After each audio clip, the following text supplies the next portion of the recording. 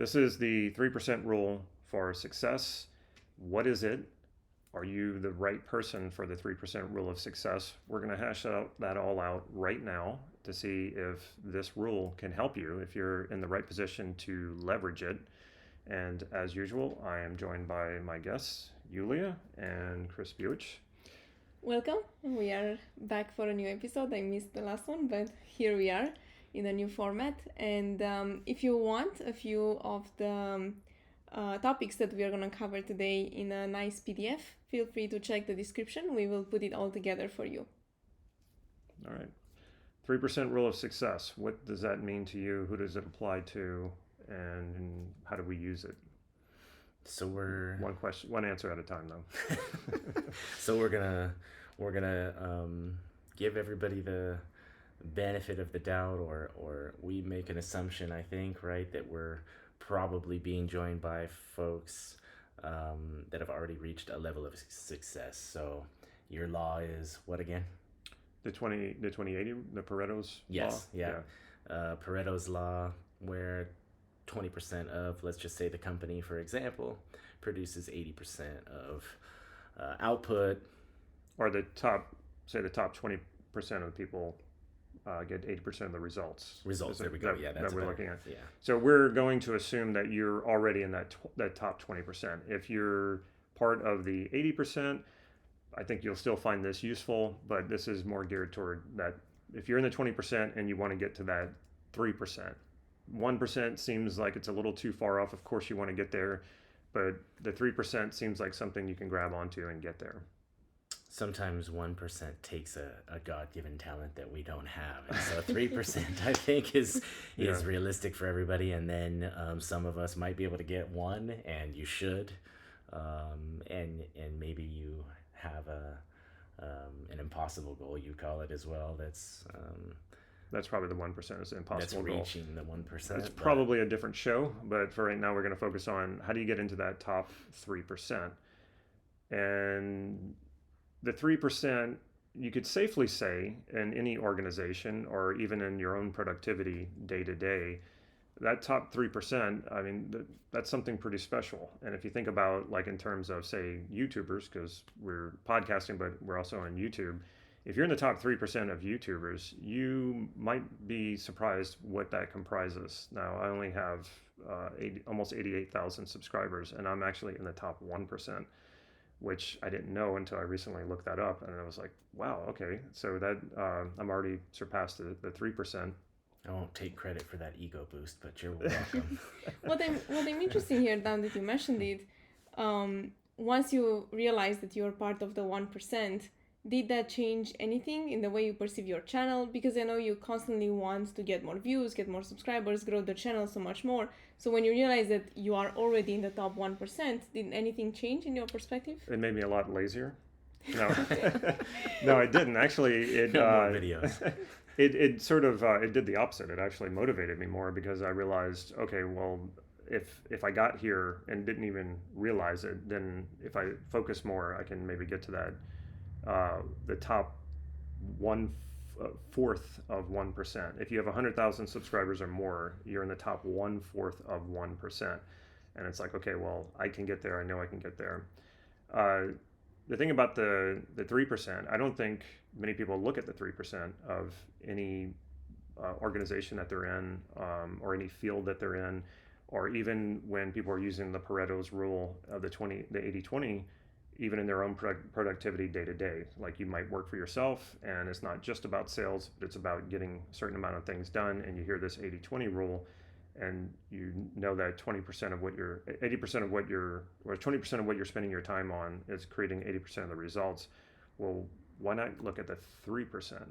And I think that that's a much more interesting place to look than just the 20%. And so if you're in an organization, let's say a sales organization, and you got your top sellers, and they usually put out, like, what, the top 10 is typically how they would celebrate those people. That can seem like it's a little too far away. It can seem like it's a little too impossible, and you might even use the excuse that you just brought up about God-given talent. There has to be some sort of talent like that to get there. I think if you then look at the 3%, you're going to probably be surprised that it's much more doable, or it's much more you can reach that more realistically. It's within your grasp if you can focus on what is happening in that 3% as far as the results, and then start moving toward that. It feels more real, and I think it's when there's something feels more realistic, it's more motivating. I think my experience for sure has been. I remember the first time I was invited to what was called $1 Million Roundtable Study Group. It's a meeting. They get people together, and it's a top 1% group. They tell you, who knows, but that's the premise of the organization. And I remember when I first got there, it's a room full of, I don't know, maybe 150, 200 people from around the country. And there was a folder on the table. You're assigned to these different tables, right? So it's like 8 person per table. Maybe there's all these tables. And then they would put the top 1% up on the projector, and you're like, that's never gonna happen. It's impossible. It's intimidating. It's intimidating. It's too far away. The imposter syndrome creeps in. You're like, why am I at this meeting? I don't want to open my folder and share with the people at the table. But then, of course, when you maybe whittle that down into the 3% ish, then you say, wow, okay, well, these metrics aren't impossible. They're a push. I have to work for them. I'm going to have to go after them. But, okay, I can see this happening. I have a belief that I can achieve it. And I think probably once you get into 3%, then your belief system will open up that maybe I can achieve the one, kind of like it happened to you when you found out you were there. It's like, oh, well, I can. And so same thing. I think if people met Damon Cart, they'd say, wow, okay, that's a real human doing these, not a Beyonce or, not somebody that has this out of this world success or fame, but an actual real person. And not that person doesn't have great qualities, but it's not something that you can't see filling. So yeah, it's too far off in the distance. Speaking of the event you attended, I'm following this girl on YouTube and Instagram, and she had huge success. And then suddenly she decided to take a year off and leave the business. It was a multi-million-dollar business. She made lots of money.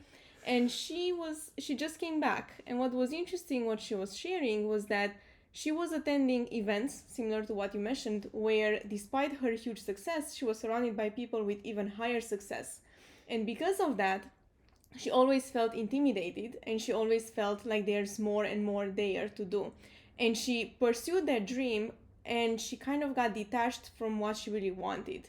And she realized that she was working way too much. She was starting way too many projects. She was imitating the people that she was looking forward to, and she kind of lost herself in her own business. It did not resemble what she really wanted. And I'm not there yet, so I'm not at the point where I feel so much success and I'm chasing too many goals right now, but you don't I'm just feel curious. sorry for her? No, I don't feel sorry for her. I think she really figured it out now that she's back.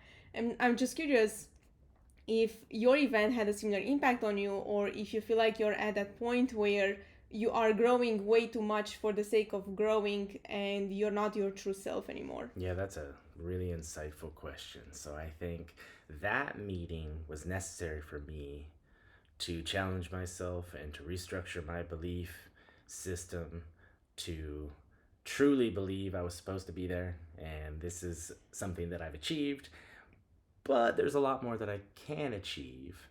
I'm very stubborn, so for me to have that feeling of being a minnow in a big shark tank wasn't crushing that particular time. There were some earlier times before getting there, though, that it was defeating to see over and over, because it's usually also the same people that are they're always at the top 1%, and they're always the ones you're talking, and so it can get defeating. But by maybe that level, it was more motivating and challenging. But I will say the recent disruption in my industry, and we can earmark this for a different talk, but has really exposed a bit of what you're talking about. Growth for the sake of going to these meetings where these companies know exactly what they're doing. They're bringing in people better than you so that you don't have an ego and you don't feel like you're any good, and you keep going out and working harder. It's on purpose. And I think, But I think kind of what she's asking, and where is that? And I'm sure this is individual to each person.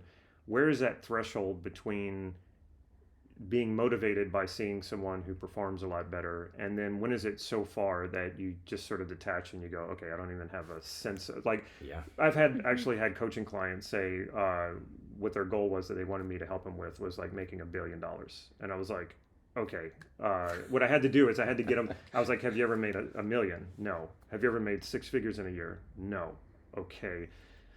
You don't really have that. A person like that doesn't have any sense whatsoever what $1 billion is, and so they have no understanding of how to connect those dots. Sure, like maybe one day this person could do that. I'm not saying that they can't, but you have to, there's a certain point, there's a threshold between what you know you can do, or even what's a stretch, but you think, you know what, I think I can possibly get there, especially if other people are doing it. And so yes, of course, there's other billionaires, but they don't know what that world's like. They have the person had no sense of that. So I guess I don't know if this is really a question that you can answer, because I think it is very individual. Let me ask you this: how important do you think it is to really know what that threshold is? Vitally important. That's what I think too. I think it's like one of the most Vitally. important things and I think this is where this sort of concept of the 3% really solidifies, is that the idea behind the 3% rule is that is the threshold.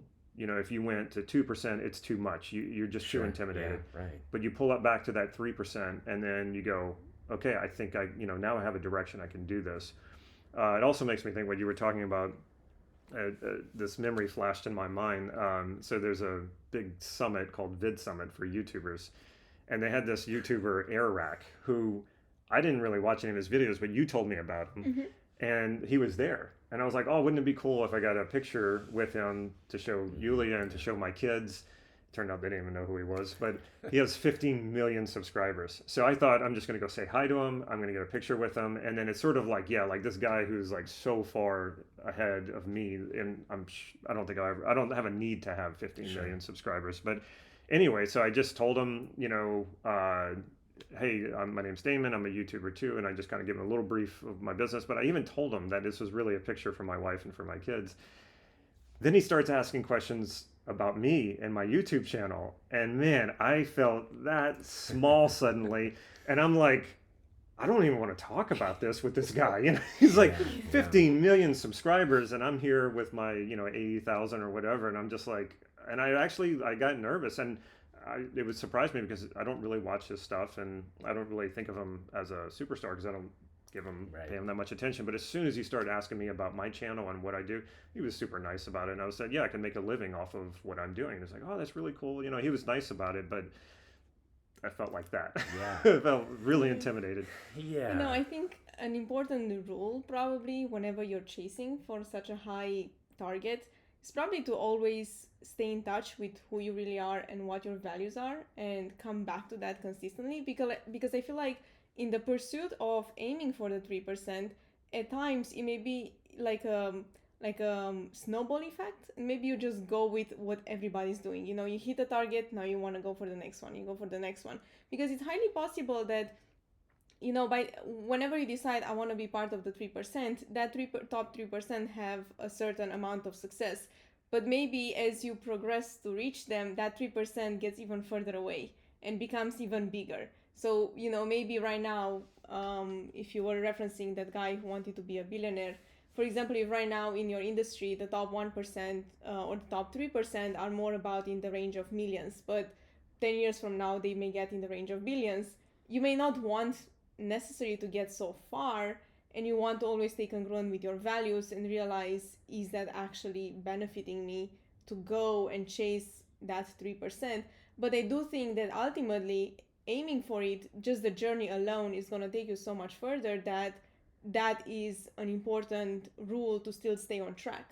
As in, the 3% rule still applies whether you want 100% to be part of that 3% or you just want to get as close as possible to it while you remain congruent with your values. And I think it's important that it's 3% of what you're doing, not 3% of the aggregate, not 3% of the world.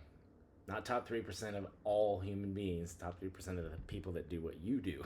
And so to your point, so if you're not a billionaire, trying to become a billionaire, I mean, it's not going to happen, right? That's the only reason we can't say it with absolute certainty is because every now and again it happens. But at the same time, those people didn't just wake up billionaires. They still had an idea that didn't exist before. They still sacrificed everything in their life and lived in their mom's basement or whatever the stories are. And so it's... Or they were born into a multi-million dollar right, family. Or whatever. And it's like, so I'm not chasing, and I wouldn't recommend chasing 3% generally, very specifically. And I agree, it's vital to check in with your values.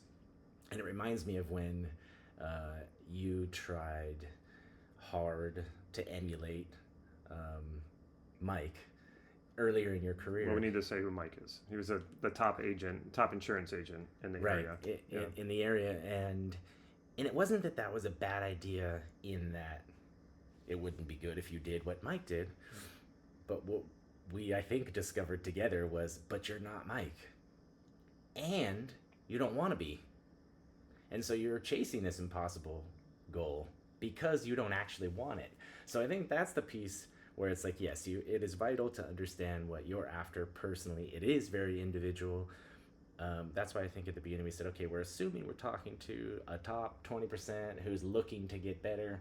Because if you're not, that's actually completely fine, but this wouldn't apply much to you. You're in the spot well, it brings me to the first thing that I wanted to talk about. If you're going to go after something, like to become the top 3% in your field, whatever that field is, or if it's in an actual company, this is what I use, because I had conversations with authors. I love talking to authors, especially people who make a living writing. They're rare. It's hard to find them.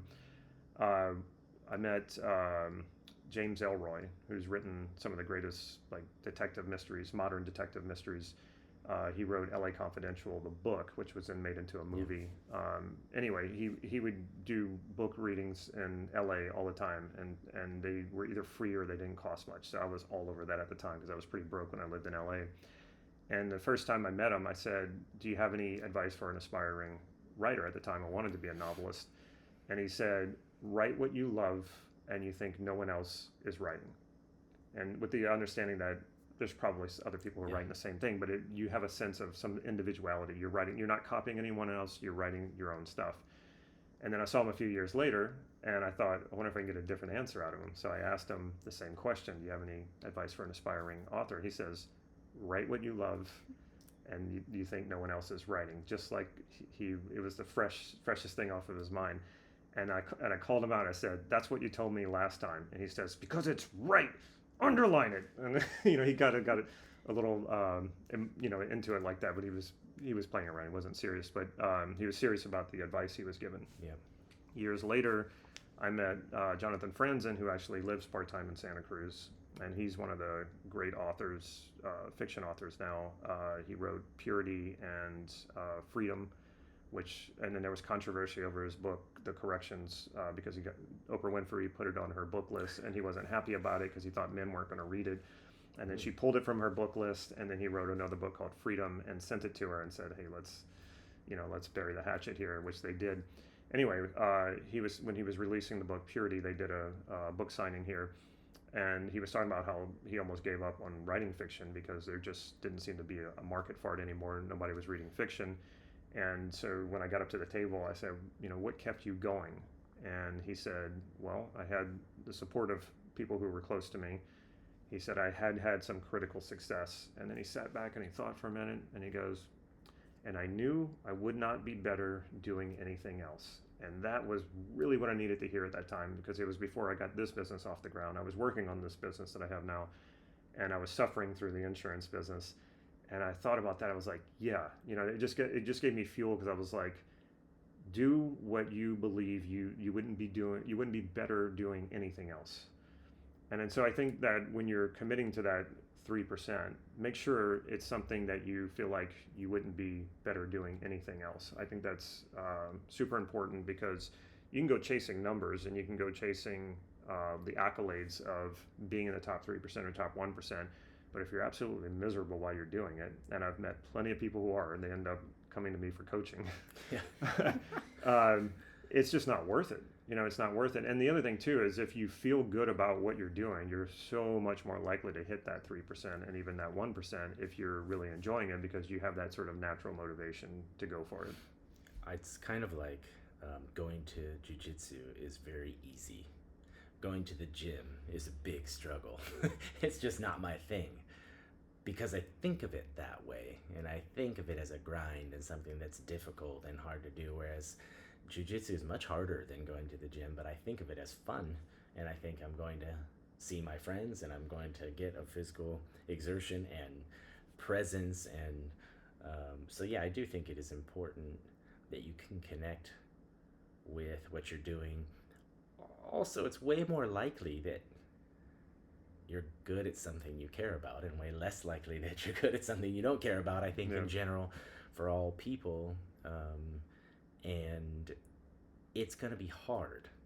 So I think if something's going to be hard, there has to be something, the thing itself, like you found, which is amazing, or something in your goals or your achievements that bring enjoyment. Because, and I'll just use insurance as an example. I was going to ask. I don't think anybody's gonna be shocked or have a revelation around the fact that I don't wake up in the mornings fired up about auto insurance, and hey, I get to talk to one more person today about their liability limits, and so, I went through a process where at the beginning it's enough. You just have to, right? You're starting a business, you have kids, you have a rent, you have whatever, and you just sort of have to, and you don't have the luxury of coming up for air and saying, hey, why am I doing this? It's like, well, for all the obvious reasons. But then there's a level where, okay, the obvious reasons or the core things have now been checked, so okay, why am I doing this? And I think it's probably there where you should connect with whether this is the correct thing to go to 3% or not. Right, so we're a little bit past the base level, meaning like, okay, we can pay the rent, we have food, it's warm in the house. Now, from here, is this the thing I'm gonna sprint after a 3%? And so I will tell you, it's not insurance. So that's what I was going to ask you. And so just for the audience out there, how many insurance offices do you have? I have 3 retail locations, and which is unheard of within this company. Within this company, it is it's a rare thing, probably because people die of heart attacks before they get a 3rd location. And what is your ranking in the market area? 1. You're number 1? Yeah. In the market area? And 2. Because you have one of your other offices. Right. Okay. And then they don't actually separate the 3rd, so I couldn't tell you what the 3rd was. And we started insurance almost the same time. I was 1 year before you. Yeah. I'm no longer doing it. You still are. Yeah. And I'm a little perplexed by that. I know you like to win. I know you're competitive. I get all that stuff, and I feel I'm the same way. But with insurance, it was just like, no. I'm like out. So if it's not insurance, what propelled you to be number 1? Yeah, so part of being number 1 specifically is competitiveness, because you don't have to be 1. You could be 5 and probably have a very similar achievement. So part of it is my desire to see that. So I'm not the type that I like to talk a bunch about my achievements, and I don't like to parade around. I don't even like to be paraded around. But I do like to have empirical evidence right there for anybody to see and verify on their own and feel whatever kind of way they do. And I use those lists as motivation a little bit. But the truth behind all that is the reason is because, generally speaking, no matter what company you're in or industry you're in, there is a metric that returns revenue or income or whatever results that you're looking for. And usually the higher you are on the list, the more of that you have. And so so it's all about money for you. Yeah, so it's all about money. And I think some people, it may be if you didn't have a chance to have further conversation, if you just came in and heard that part, you might think that about me, because I definitely talk about money, think about money, act about money a lot. However, what I did before that was identify my values, identify what my values meant in a practical day-to-day way. So that means, okay, if my value is to be a provider, okay, what does that mean to be a provider as a husband? What does it mean to be a provider as a father? What does it mean to be a provider as an employer? And I identify those things to me because those are also individual. A lot of people have a different idea of what those things would be. Mm-hmm. So I take the time to identify, okay, well, that means, just as an example, hey, I want my kids to go to college without incurring debt. So I'm going to pay for that. Okay, how do you do that? I don't want my wife to work because I want her to raise our babies. And I know that's kind of old-fashioned. And I definitely didn't know what I was really asking when I asked that. But at this point, too late, shut the gate. Here we are. And on down the line. And so that's just for one value, right? And then identify probably your top 3 values, I think, is probably what you usually would do, right? And really put to paper what that means to you. And then fortunately or unfortunately, however you want to look at it, we use money to exchange in our society, and so you can put a dollar amount. Now, it's a guess in some cases, or it's a desire in some cases, right? Because just because that's what I want and that's what it costs doesn't mean I can actually do that. But, for example, and we share this, so it'll be easy to talk about travel. Mm-hmm.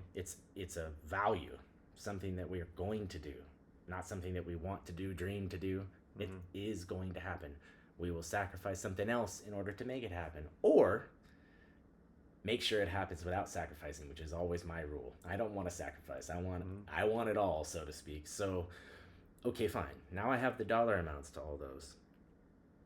So that is the budget that I am trying to achieve. Well, and then you can identify, okay, in my industry, I earn money in X, Y, and Z ways. And so how can I increase what I'm having? So this is probably not going to apply to somebody who has a job that there is no upward mobility, or there is no bonus or commission structure, or there is no way to earn more. So this is not going to apply to somebody who isn't looking to get to that top tier. But once you do that, then that illuminates the path for you. So this is how you do it. Eliminates or illuminates? Illuminates. Illuminates, okay. So this is how you do it. And then, of course, you have to plan for it. So for me, that's metrics. So I put metrics. Okay, well, I have to talk to so many people. Well, how do I talk to so many people? Well, I have to solicit so many more people. I have to offer X amount of things, Y amount of times for Z result. At this point in my business, I actually have those formulas, meaning I can even say, okay, this team member of mine, this is what they need. This team member needs this. I need this, because we all have different conversion ratios, just like YouTube and Facebook and anything else. Mm-hmm. The conversion is different, but after a time, you can decipher that stuff. At the beginning, it's an educated guess, right? We're doing our best. We're putting metrics. Yeah.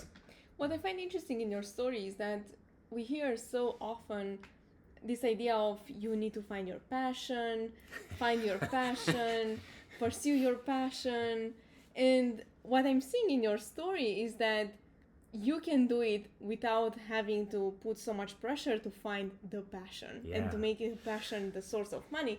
What you did, which is, I think, a very nice alternative, to look at your values, and then you find the strategy, the means that can help you fulfill those values.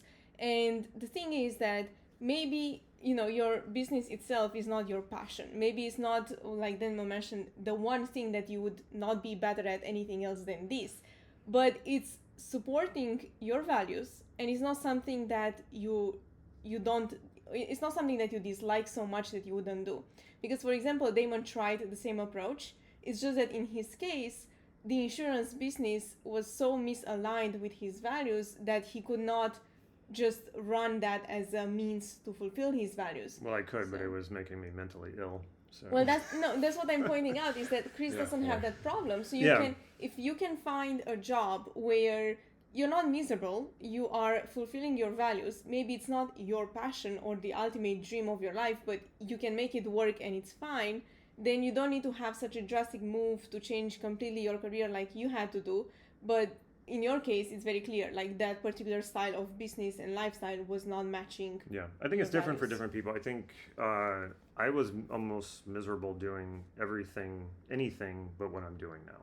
And so I don't know, it just like what you were talking about, well, now I have to know the metrics, or I have to know the activities, and I have to talk to some, and I was just like, oh God, I'm having nightmares now of when I had to do that stuff and insurance.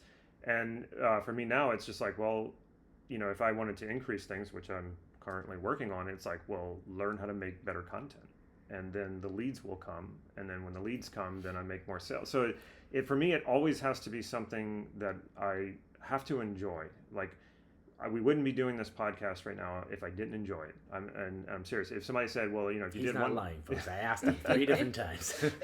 if I had to do if somebody said, if you do a podcast a week, and that'll bring in an extra $5,000 a month, and I absolutely did not enjoy it. It's so weird. There's very few things I'm neutral about. It's either I really enjoy it or I really don't.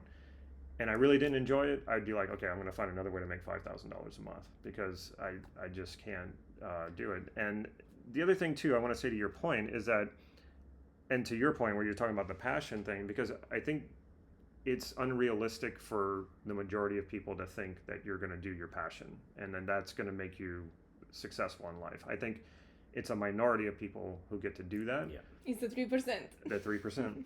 And when I was like, I marinated in the 4-Hour Work Week, the book. Yeah. And I had the CDs actually. Yeah, you gave me the CDs. Yeah, and I played them in my car nonstop. And things have changed, so you can't use all the strategies that he used. But I kept like distilling it down to what are the principles here. And I was like, I am going to do this. And then he says something really interesting in that book. He said, you don't have to go for your passion.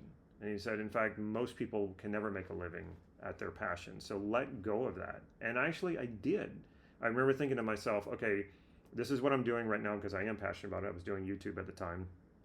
And I was teaching NLP and I was coaching people. And that is my passion. But I remember thinking to myself, let go of that.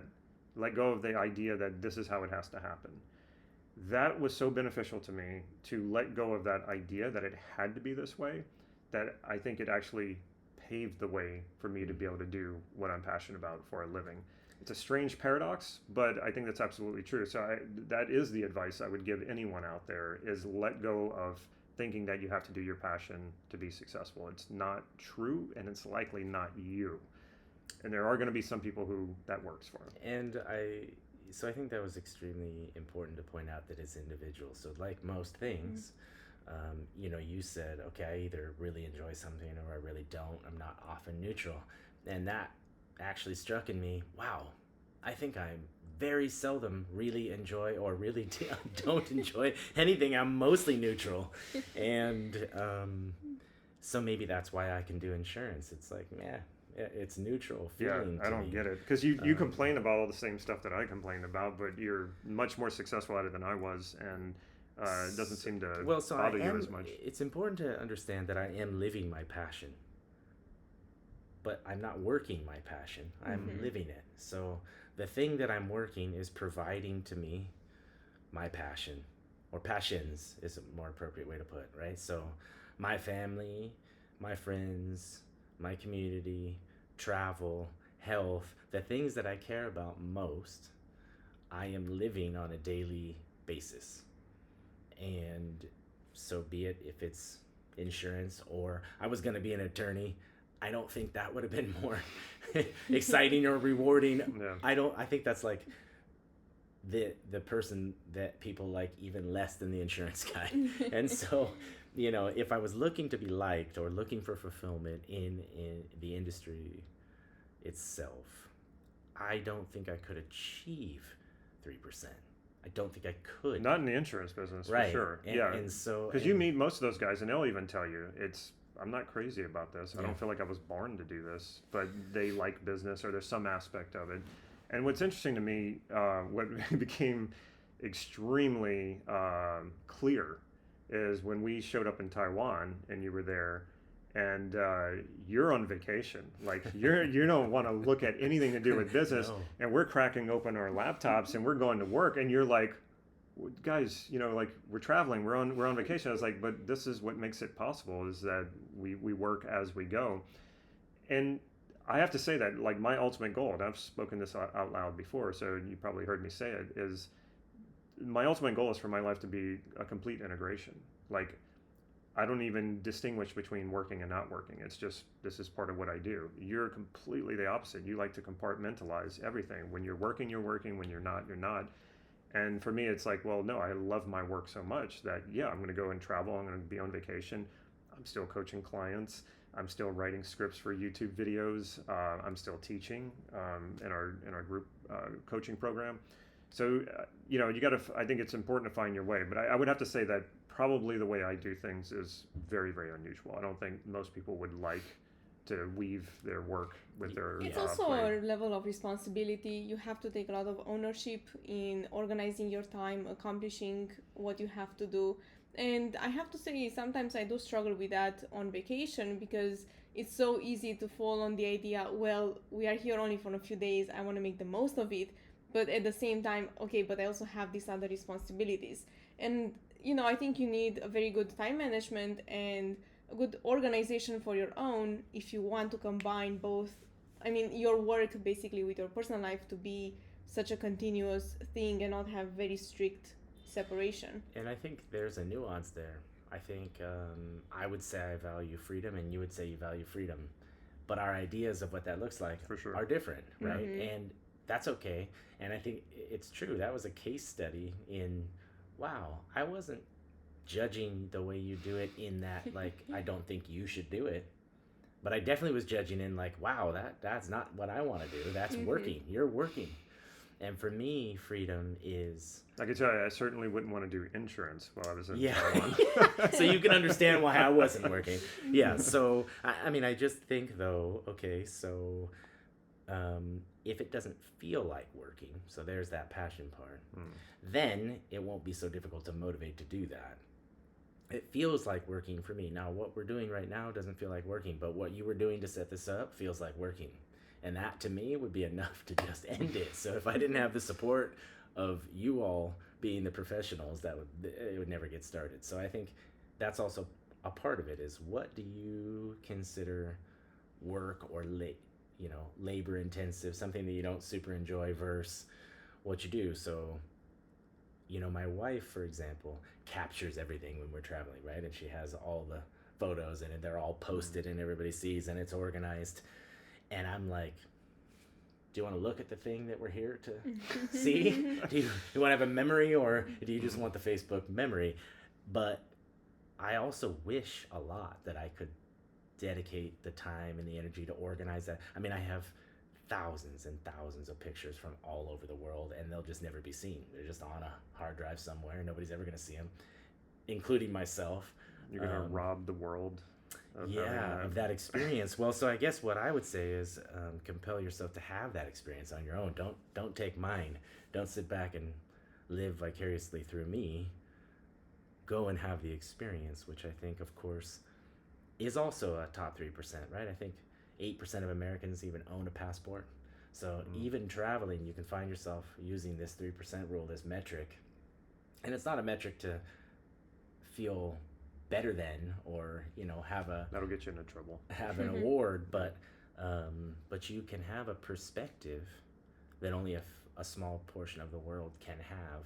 And so there can be wisdom in that. Of course, there can be arrogance, and people can dislike, but on that point, I do feel like when chasing this 3%, if you have any experience in the past, for those who are listening, I feel like it's so important to look in what areas you already are part of top 3%, or if you have been in the past.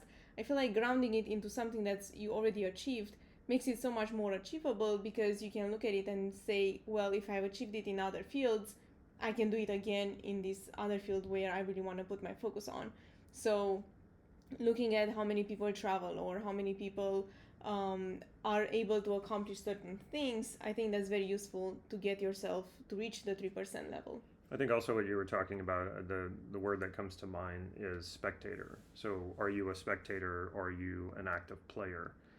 And in the insurance business, in the market area that you're in, and I was a part of at one time, you meet so many agents who you just see they're spectators. Maybe they were players at one time, but they're mostly spectators. And especially there's a lot of even the new agents who should be out there going and getting them, and they are to a certain extent because they need to prove themselves in that first year. But they kind of stand in awe of the 1%, and they're more of a spectator of the 1%. And this is also why I think a 3% is that good bridge, that good go-between. Because if you're kind of mesmerized and stunned by the level of where some people can perform, and that's intimidating, and then you don't have a connection to it, well, then you're a spectator. And there are those people, like I meet them all the time. They go, "Oh, I see your pictures on Facebook. You travel all the time. I wish I could do that." And I'm like, "You can. Let's sit down and book your next trip." And I've actually, within an hour, had people buying plane tickets. I've done that. But then you get to that point with some of them, you realize, and I'd even just tell them, I was like, "You really don't want to travel, do you?" And they would have to go, "No, I don't think I do." They like to see the pictures. Yeah, they like to see the videos, and all that. They like to live through other people, but they're spectators. They're not on the field. They don't want to be on the field. They want to be on the side. And I think I don't judge that as good or bad. If you know you're a spectator and you stay a spectator and you don't beat yourself up or burden yourself with like, I should be on the field, but you just know you're a spectator. That's who you are. There's nothing wrong with that as long as you can take care of yourself and whoever you need to take care of. Yeah, I think the problem is that most people do dump on themselves and beat up on themselves, and they want to be something they're not, because they're supposed to be, or something like that. And you're not only not likely to reach the top of your industry in that manner, you're just likely to be unhappy all the time. So I think the metric is happiness, whatever that means to you. So if you boil that down, happiness is probably from the fulfillment of your values, right? So if you are fulfilling those things, that puts you in probably the top 3% of people in the world for who, sure. who are and I feel would good say about themselves. In that regard, I'm still trying to achieve that. So I think one of the things about achievement is once you've done it enough, it is less shiny, like anything tends to be. And so then maybe there's the next step of redefining, maybe to go from 3 to 1. Now, not only is it do I want to? What does that really mean? Is it because I'm just growing and pushing because that's what you do, or do I actually want that? And I would say I'm in a moment in that where it's not so much as being lost. It's more, I have the freedom to choose the direction I want to go, but I've been so caught up in achieving the things that I've wanted, and not just in the industry, but in life, that I maybe didn't give the thought or the space for what that next achievement is. Or now do I redefine achievement? Is it no longer a metric in my business? Is it,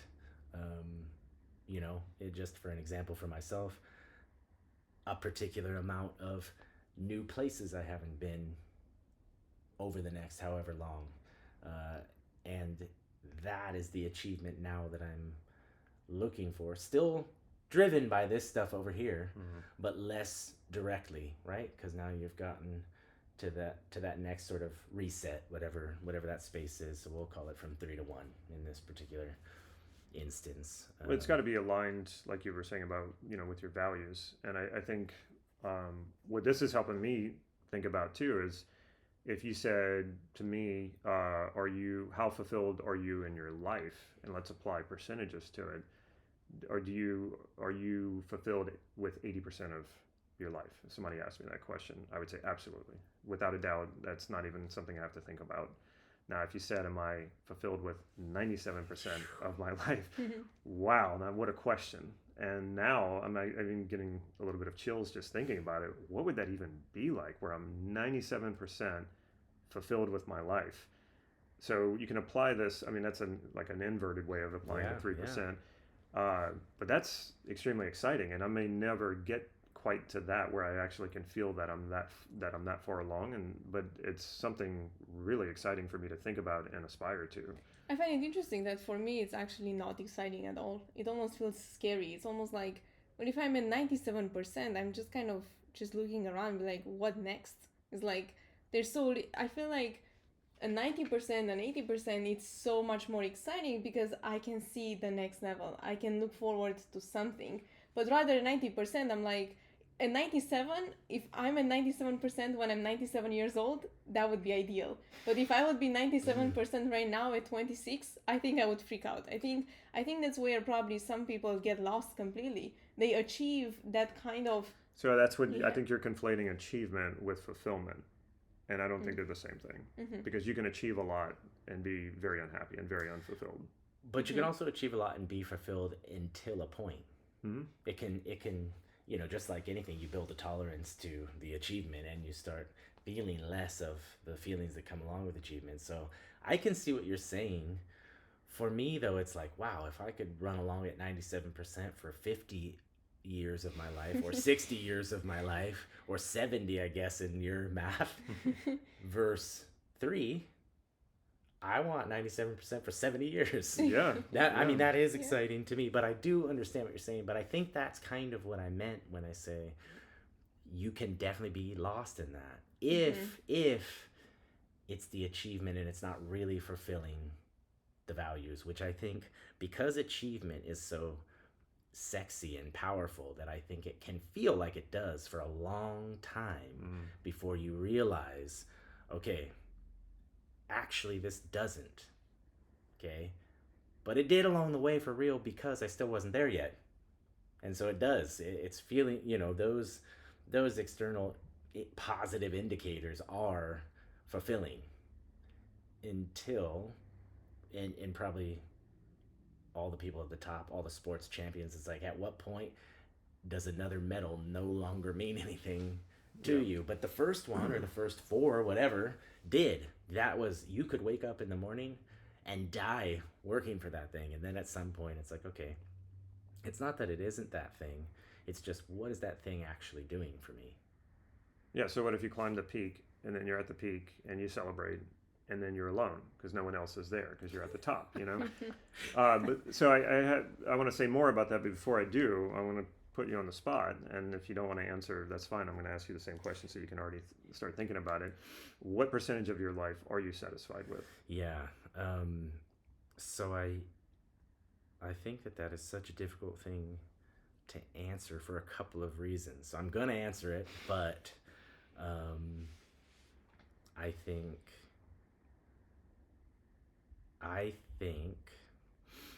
that personally, I am in this space where all the dreams and hopes and aspirations that I had as a younger person have come to fruition, and I'm realizing that I didn't fill in the next, well, I didn't know how long it would be, but also didn't fill in whatever that gap would be from when you get to there to when you're dead or retired or whatever that end goal was.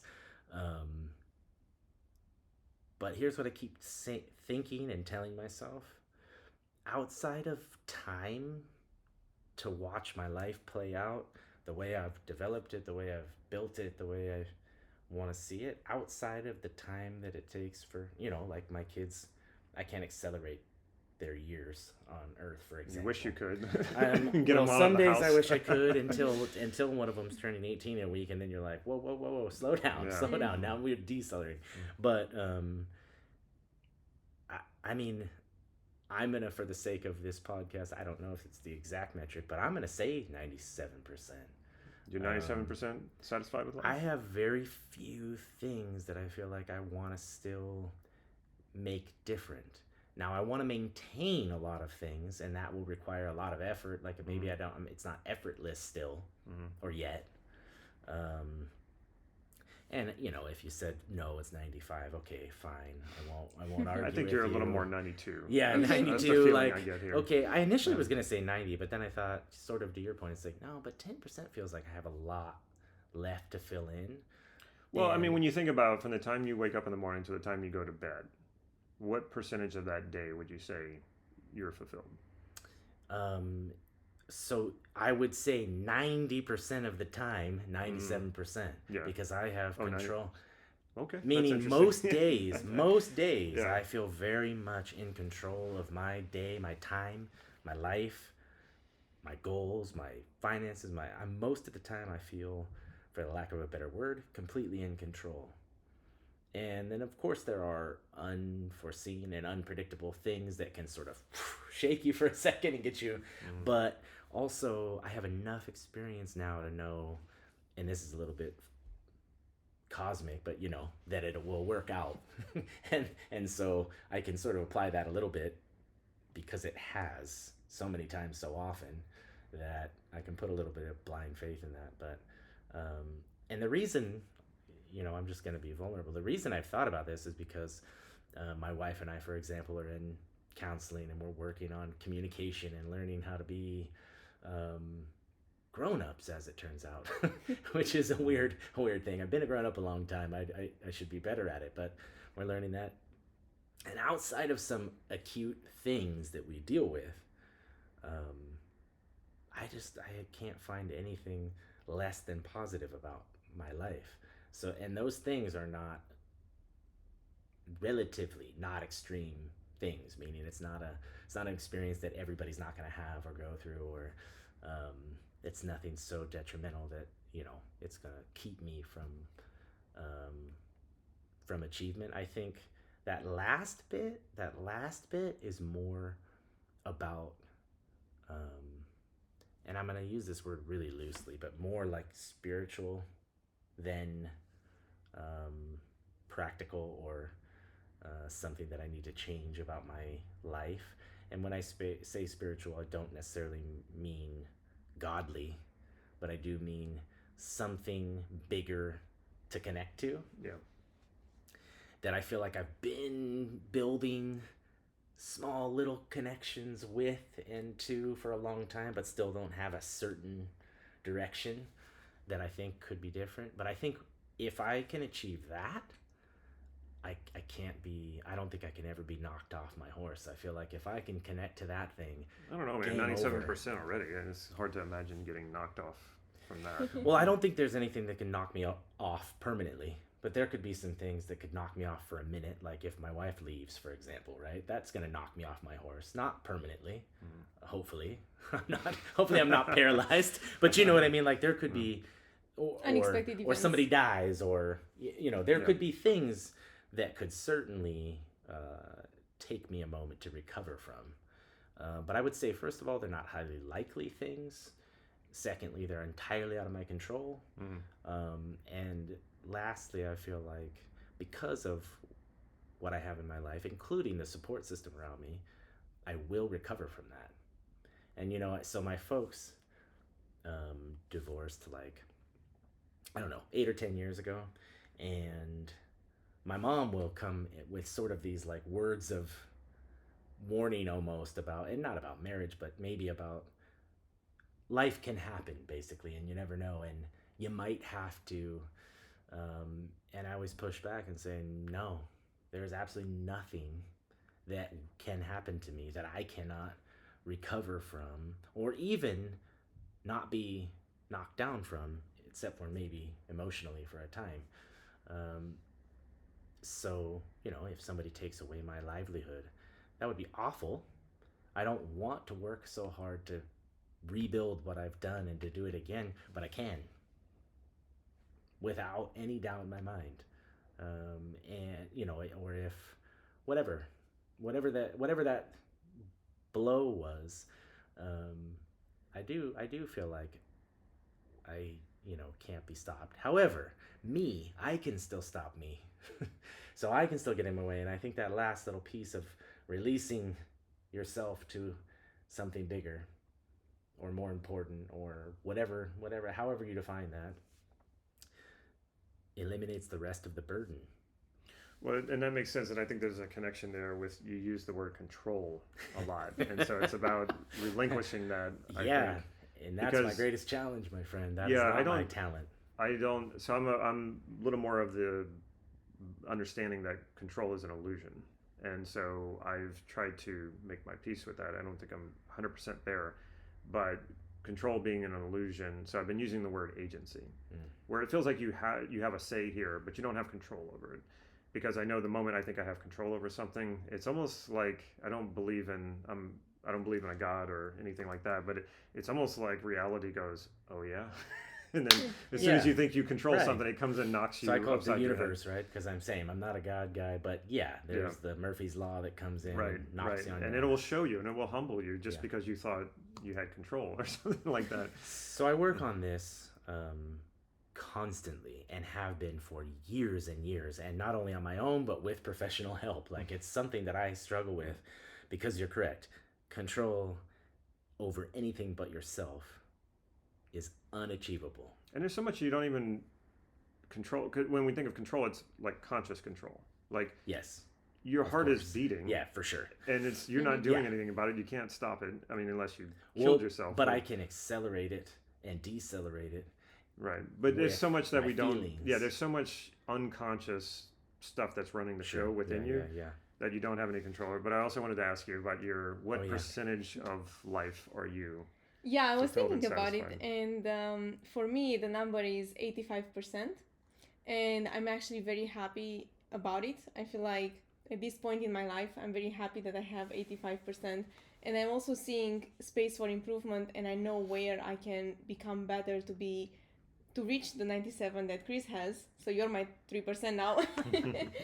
I'm the inspiration. See that? So careful of false idols. Good point. Yeah, I mean, I'm very satisfied right now, and I kind of like having that space for growth there and looking forward to something. And I know where I need to work on. I'm aware of it, and I am on my path to getting myself to 97%. But right now, I would say it's 85. Okay. It's interesting having this conversation, because then I realized we have a different understanding of like what fulfillment and satisfaction means. And I would have to think that probably about 20 years ago, my understanding of it would have been more similar to yours. As I've gotten older, I realize it's not about achievement. I also know that the more fulfilled and satisfied I am, the more engaged in life I am, the more active I am, the more vibrant I am. So for me, hitting that 97% of satisfaction, or even 100%, is not going to be, I've achieved so much, I don't know what else I could achieve. It's not what it is, because when you fulfill potential, you increase potential. So there's always something there. And so I've relaxed around that. Like, I know there's always a mountain to climb, and you can't climb them all. So that, I know that's not where fulfillment is. Fulfillment is, how deep can I go with fulfilling my values and finding things that fulfill those values. And one of those values would also be rest and relaxation. So it's not like I have to, wake up at 4 a.m. all the time, have a cold plunge, which I would never do, and go jog a marathon, which I would never do because I don't like running. So I know those things don't do it for me, and I'm not going to hold myself to that sort of standard. Fulfillment is exploration, curiosity about how deep that can go, that sense of satisfaction can go. And man, if I really had to think about it, I know I could say easily, quickly, without putting much thought to it, I'm at least at 90%. And I have to think about it more, and then also think about, well, what's really keeping me from the rest? I know I'm not quite at 97. And I do have this, I don't know, I still haven't figured it out. It's this kind of agitation I feel inside of me where I get irritable, and I'm not sure what that's about. That would be something I would have to work out before. Well, maybe belief, maybe letting go. Also. Could be that. But think about it for a quick second, and then I'll make a comment about Iulia's 85%. So I always tell my team, actually, that 85% is 100%, because there is no such thing as 100%. It's impossible. You can't. Humans can't. Unlike a test that can be graded on a scale, there is no way to actually be right or good or on a path 100%. And for the sake of, the 3% rule, you have to use it out of 100. I get it, but I think 85 might be closer than you think. It does feel like it. I have to say, it does feel like it. It's more of a time thing from here on out. It's more of how deep can you take those things that are already fulfilling you, and for how long, and are they so true that it can be forever?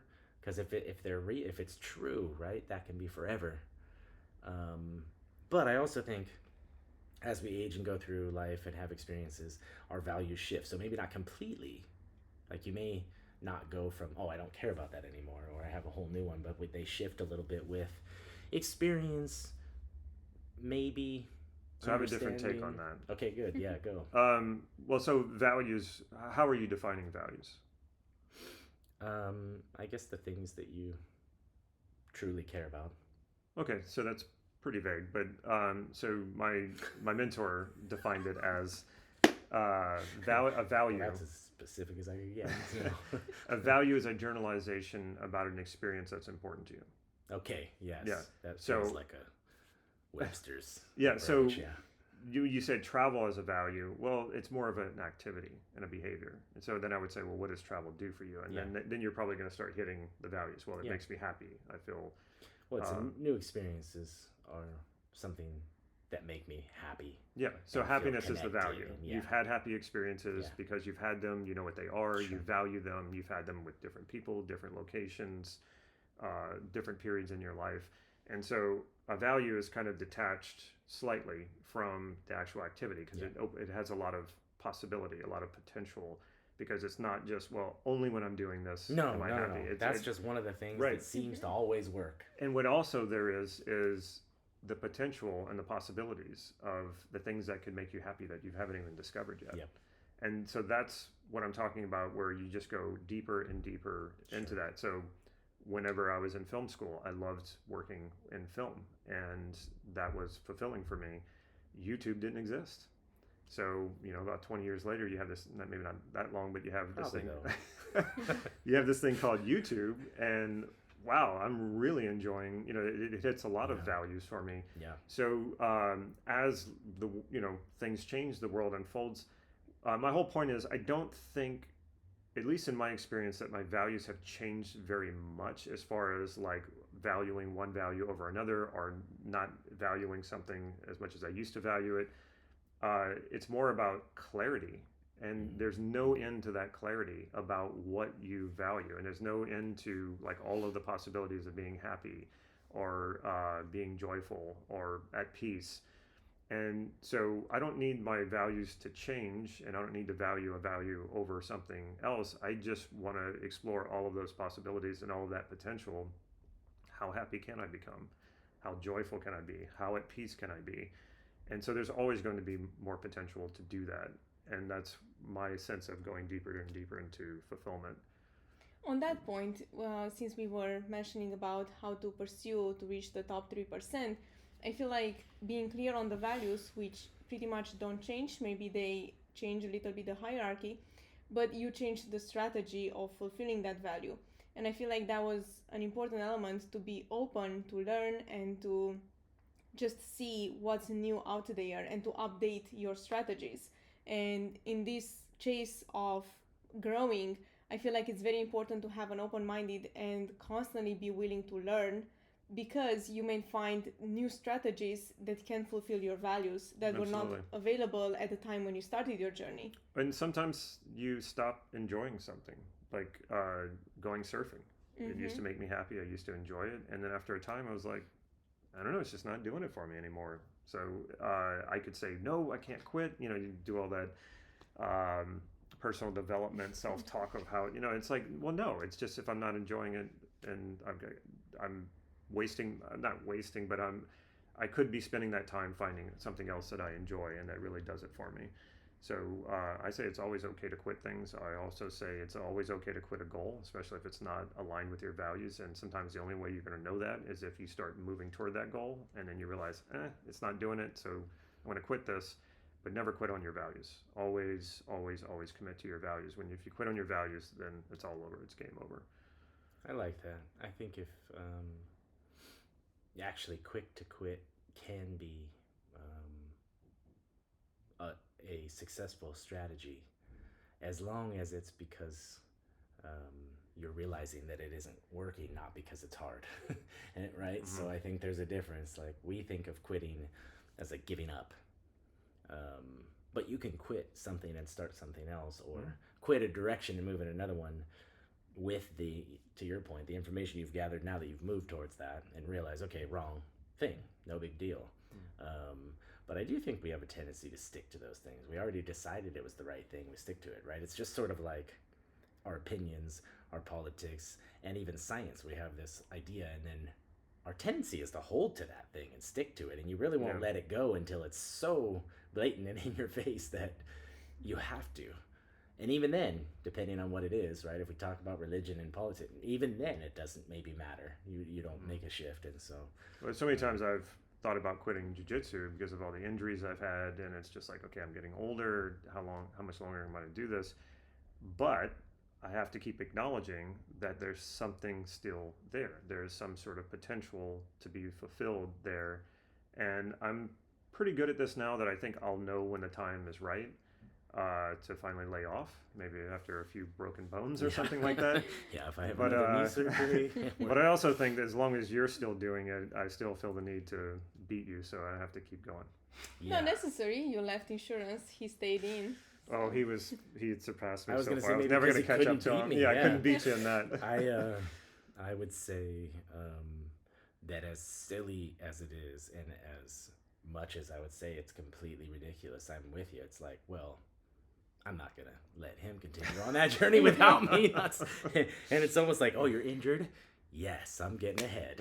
And it's like, I don't wish the injury. I would never want that. But it's like, oh, good, I have a minute now to go ahead and get myself a step forward.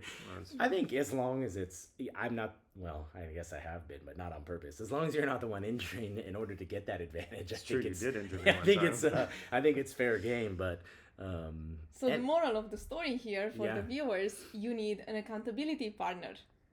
Yeah, we've been by default. We've been that way. It was never a set thing, but not on purpose. Yeah, but when we started jiu-jitsu at the same time. I said, "Hey, I'm doing this.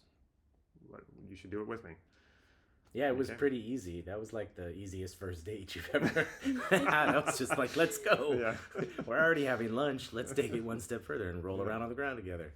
Yeah. It is a weird thing, kind of how we would never do such a thing. But under the circumstances, it's okay to roll around on the floors and get sweaty with somebody. We could have a whole entire thought cast on that, I'm sure, and you'd have to be really honest with everybody. I think it's time we start wrapping this up. This is getting we're getting way off topic. Way out of hand here. Yeah. All right. Any final closing on this? I feel like we touched some very good points. I feel like discussing how much just chasing passion is not the best advice. That was a great point. That passion's a little unstable, actually. You got to be careful with it because you can highly volatile. Right? Yeah, very very volatile. So you have to balance it with making sure your other values are being fulfilled around security, stability, that sort of thing. I got to say, this conversation actually took us in a direction I wasn't expecting. Yeah. And when we started talking about like applying the 3% to your life, like that was like, okay, there's some meditating to be done on this. Yeah, that was better than our original thought. Yeah. So, but to give that a little bit of weight, since we did think it up, I think all the boringness, all the boring words, all the buzzwords you've heard, the goals and commitments and all the things, are made easier by identifying those values, making sure that those are the real ones we want to go to, and then running towards that 3%. I think that especially, when it came to life, it was like, how funny that I wouldn't be better at life than this made up construct of business or work or, so maybe I'll dial it back to 95%. So I have a couple more. I think so. Maybe it's not quite there. I think I'm going to stick with my 92%. 92, that's as far as we'll get. That's okay. It's like an A-, right? So I'm going to take that. I can have some patience with a 92. Yeah, and I think the really amazing thing about that is, if we can get too caught up in that 3% as it relates to competing with other people, whereas when you're talking about your life and you remove this sort of competing with other people or comparing yourself to other people, that first of all can make you feel a little lost because we're so used to bouncing off of what other people are doing and what they're thinking and what are the sort of external values of, a lot of that has to do with status and that sort of thing. But when you just apply it to your own life, not in competition with anyone else, how fulfilled are you? I think if people got quiet and asked themselves that question, they probably are not going to like the answer, I think, for most people. But when you get some sort of disturbing feedback, especially when it's self-awareness sort of feedback that you're getting, and it's a little disturbing, that's an opportunity. I always see that as like an opportunity. Okay, well, I want to do something about this. I know I'm not at 97%. And so now it really has sort of trained my attention on it now that, yeah, well, what is that going to be like to be 97% satisfied with life? And now I'm excited to have like a sort of a marker to move toward. So I'm going to argue that now it'll happen, and that's exactly what will happen when you bring clarity to the 3% of professional. So this is cooler and more fun. I actually liked the personal side of it better, but on the professional side, yeah, that feels like a fresh motivation, right? You're like, yeah, totally. Hey, I want to go, and not like a fresh challenge, or yeah, a fresh challenge, but a positive one, not something that you feel like you don't want to face. It's like, no, I want to go out there and see what I can do with that. That's pretty. It's motivating. So I think that will happen similarly. So I think we can safely say the 3% rule applies across the spectrum. It's not just for achievement or business, but yeah, we can integrate that into everything. So I'm gonna ask my family that question. I love that question. It's a great question. I'm really curious now where everybody falls. Yeah, I'm really curious. I would even say that's probably if asked in the right way, ask your employees. Yeah. A question like that. Yeah, that's a great idea. Because who knows? Children. Well, yeah, who knows what opportunity there might be that they want to work towards where they're unsatisfied in their lives, and they can somehow maybe get that working for you.